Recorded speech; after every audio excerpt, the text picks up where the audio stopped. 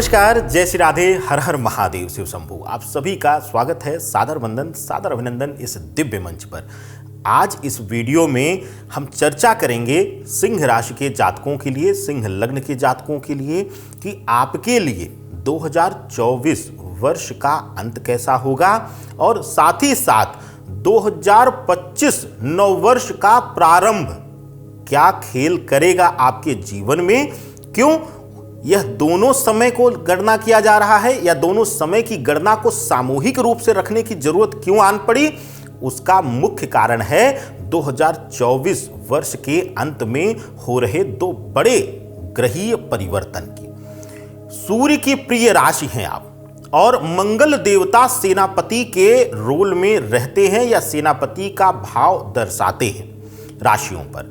तो ऐसी अवस्था में मंगल देवता 20 अक्टूबर 2024 से ही जो है अपनी नीच राशि कर्क राशि में गोचर कर जाएंगे, जो कि 2025 नववर्ष के पहले महीने यानी कि 21 जनवरी 2025 तक नीच राशि में ही विराजमान रहने वाले हैं मार्गीय अवस्था में।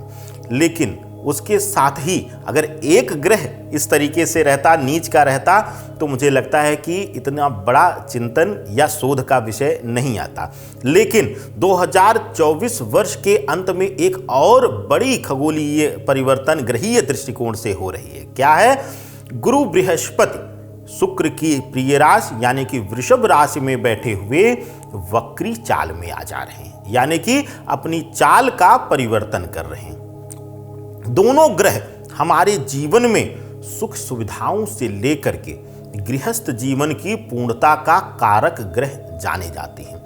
कैसे? गुरु बृहस्पति को वैवाहिक संबंधों से लेकर वैवाहिक सुख की पूर्णता से लेकर के ज्ञान के स्वामित्व करने वाले, यानी कि अगर आप एजुकेशन सेक्टर में हैं, विद्यार्थी हैं, या आप एजुकेशन के व्यापार में हैं, या आप विद्यार्थी जीवन से बाहर निकल के फिर आप एजुकेशन सेक्टर में ही आ गए, आप टीचिंग लाइन में हैं, टीचिंग लाइन की नौकरी कर रहे हैं या उसकी तलाश कर रहे हैं, तो आप सभी के लिए गुरु बृहस्पति वक्री अवस्था में प्रभाव डाल रहे हैं।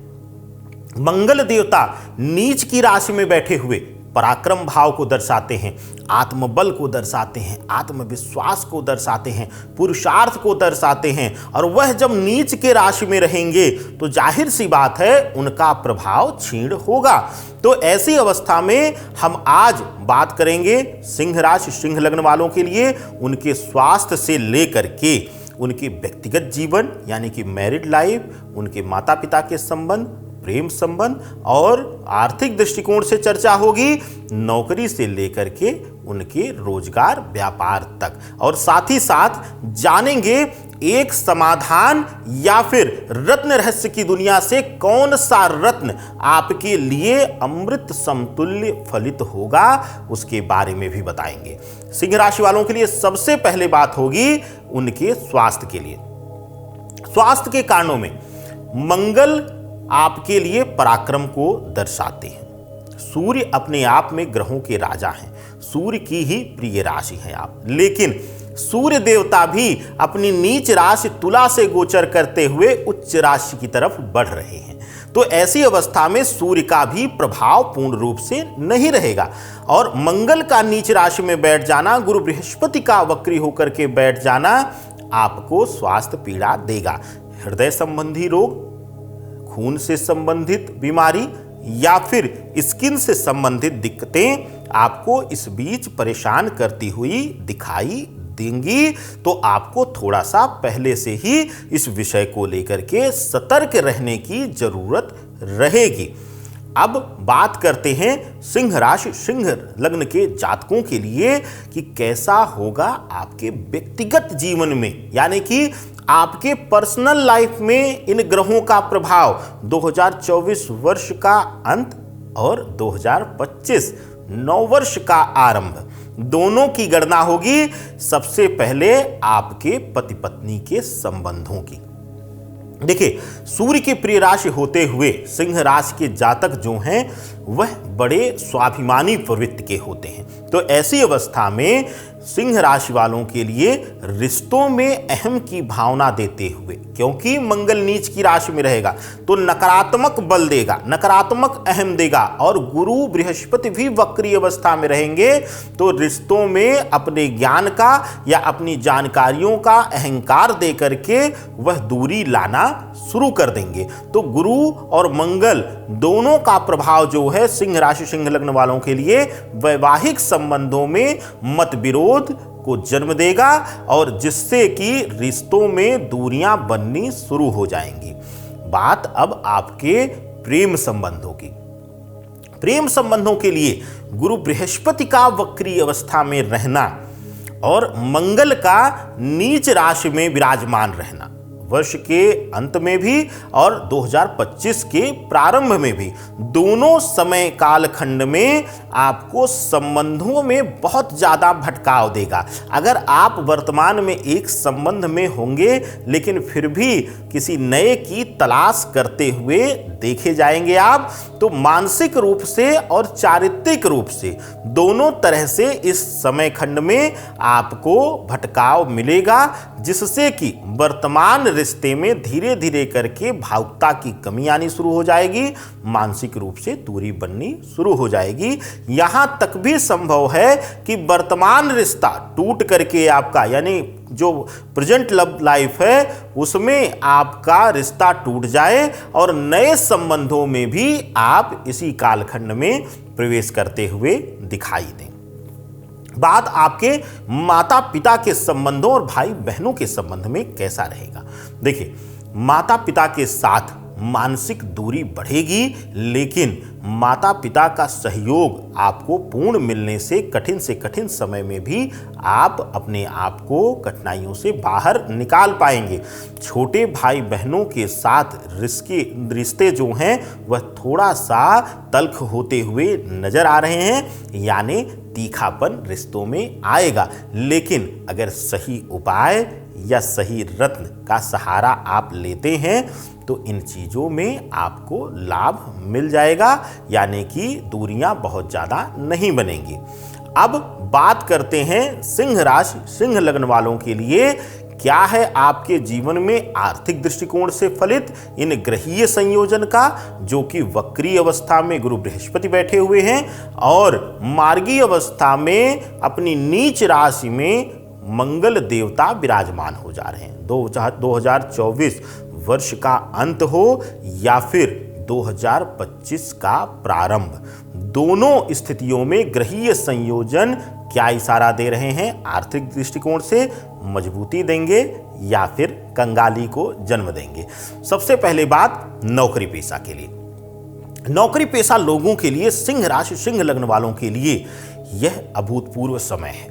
मंगल का नीच राशि में रहना आपको थोड़ा सा कानूनी अड़चनों में सजगता देने के लिए दर्शा रहा है, लेकिन अगर आप बिना वाद विवाद किए अपने कार्यस्थल पर टिके रह गए तो आपको प्रसिद्धि और साथ ही साथ लक्ष्मी की भी प्राप्ति कराने वाले हैं गुरु बृहस्पति वक्री अवस्था में।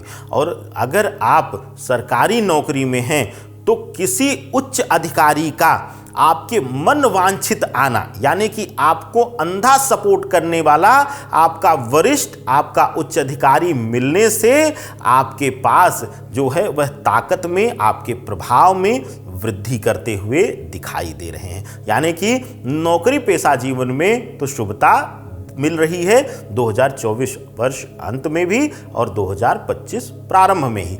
लेकिन अब बात करते हैं व्यापार या रोजगार के लिहाज से।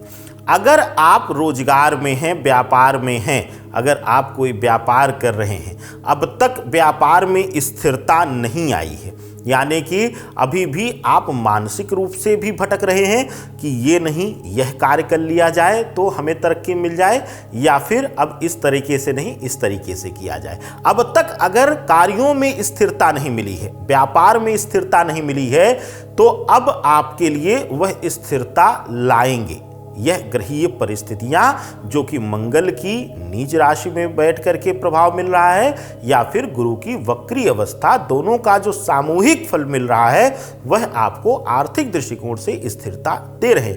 लेकिन अब आपको कार्यों में स्थिरता देते हुए तो नजर आ रहे हैं, लेकिन अगर आप देखेंगे धनार्जन के लिहाज से, आमदनी के लिहाज से, सोर्स ऑफ इनकम के लिहाज से, तो वहां पर कहीं ना कहीं पैसे अटकना, विवादित होना या फिर पैसे का देरी से मिलना, जो कि समय पर आपके कार्यों में लग करके आपके कार्यों में वृद्धि करा सकता था, लेकिन विलंब होने के कारण आपको आर्थिक तनाव दे रहा है।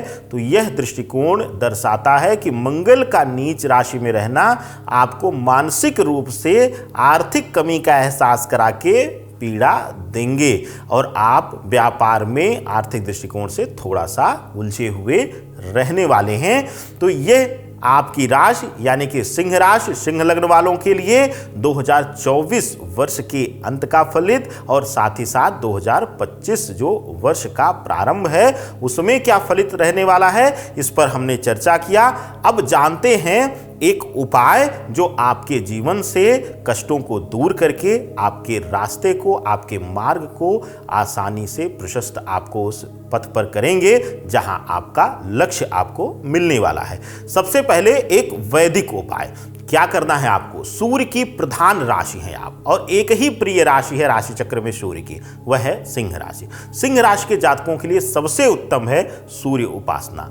जो भी आपका मालिक हो, जो भी आपका स्वामी हो, अगर आप उसको प्रसन्न रखते हैं तो कोई दुनिया में कोई कर नहीं पाएगा। इसी श्रृंखला में आपको भी सूर्य को प्रसन्न करना है। क्या करना है आपको, प्रातः काल आपको सूर्य को अर्घ देना है हल्दी मिला करके जल में, और बैठ करके सूर्य का आदित्य हृदय स्रोत का पाठ करना है। आदित्य हृदय स्रोत का पाठ अगर आप कर रहे हैं, जहां पे अर्घ दें, जैसे आप बाहर निकले हैं, सूर्य जहां से दिख रहे हैं, अगर आप अर्घ दे रहे हैं तो जहां जल गिरा हुआ है वहीं पर बैठ करके आप आदित्य हृदय स्रोत का पाठ करिए, और पाठ करने के बाद वहीं जल से मिट्टी स्पर्श करके जहां जल गिरा हुआ है अर्घ का, अपने कंठ पर और अपनी नाभि पर तिलक कर लें। स्वाधिष्ठान चक्र नाभि को कहा गया है, और अगर किसी इंसान का मानव योनि में अगर कोई स्वाधिष्ठान चक्र पर नियंत्रण कर लिया या सुगमता ले लिया तो उसके जीवन में कोई कठिनाई आएगी नहीं।